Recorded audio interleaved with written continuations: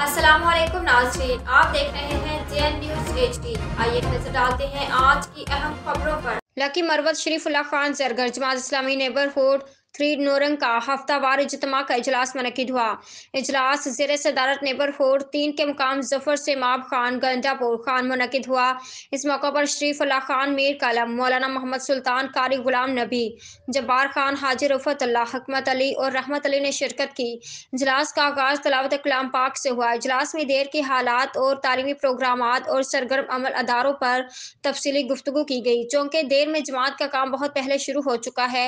इस वजह से अरकान माहाना इज्तिमात मुनक्किद करने का फैसला किया गया और उन इज्तिमात में 4000 से लेकर 15000 तक अफराद शरीक करने का हदफ मुकर्रर किया, जिनमें उलमा कराम और दीनी मदारस के तलबा भी शरीक होंगे। इजलास में कराची में जमात इस्लामी की कामयाबी पर इत्मीनान का इजहार करते हुए कहा है कि कराची के अवाम ने तारीख साज फैसला किया, जिसके समरात अवाम को मिलेंगे।